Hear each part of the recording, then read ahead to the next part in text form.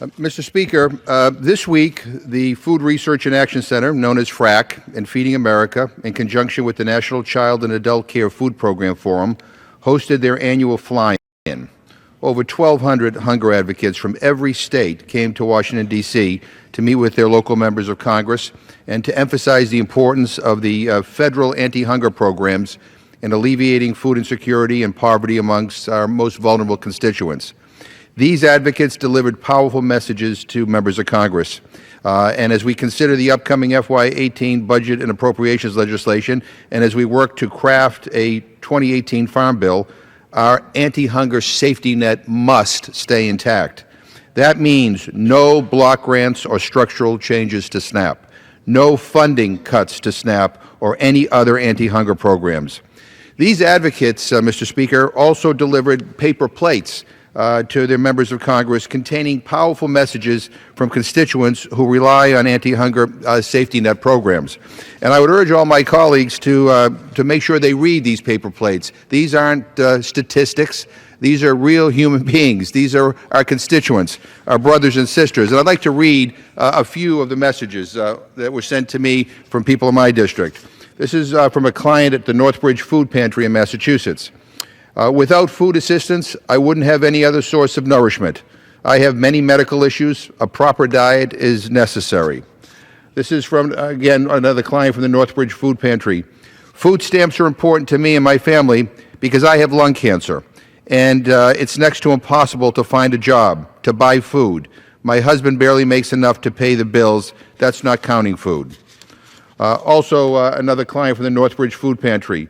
Food stamps is important to me because I don't make any money to support myself, let alone I'm disabled, and I only make $16 for SNAP. I need food to survive and to stay healthy. This is from a client at Central Las Americas in Worcester. For me, they are very important so that my children have good balance and nutrition. Also from a client at Central Las Americas in Worcester. Well, for me, they fill a gap because I am a single father who has a child. This from a client at the Marie Ann Center in Worcester, Massachusetts. I think SNAP is important because it helps families. Also from the, this is from the client at the Amherst Survival Center. It means there is food every night. Also from the Amherst Survival Center. I thank God for the food pantry because most of my income goes toward bills. The food pantry really relieves the anxiety of not having enough to go around. Thank you. Also from the Amherst Survival Center. I am in bad health. I can't work. The food pantry really helps my family. Thanks to the food pantry. Thanks to the Survival Center. Also from the Amherst Survival Center. It means there is food every night.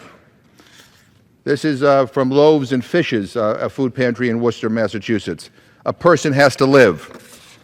Also from Loaves and Fishes, it is very important that I get the food stamps. Please don't take them away. They help me out a lot. This is also from Loaves and Fishes, a client at Loaves and Fishes. SNAP helps supplement my disability from cancers, but my benefit level has been cut. Also from the Marie Ann Center, a client writes, it is important to keep food stamps because other poor families don't have money, and the food stamps help them. Also, I think you should keep SNAP because if you take it away, that's basically saying that other people won't eat. This is also from the Northbridge Food Pantry. In my given situation, without the local food banks and SNAP, I would not be able to eat 3 meals a day. From a client at Loaves and Fishes, a person has to live.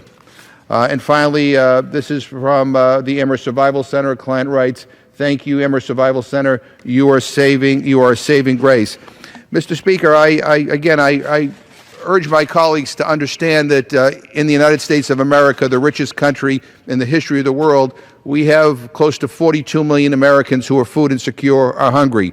They are our neighbors. They are counting on us in this Congress to do something, not to give them a cold shoulder. And I will, in all frankness, say to my colleagues, we are not doing nearly enough. Hunger is a political condition. You know, we have the resources, we know what to do, but we don't have the political will. So rather than cutting these nutrition safety net programs, rather than threatening to block grant SNAP or cut SNAP, or cut other anti-hunger and nutrition programs, we ought to come together and support them. We ought to dedicate ourselves to ending hunger now. We have a moral obligation to do that. I urge my colleagues to read these plates that were delivered to their office and join with me in ending hunger now. I yield back my time.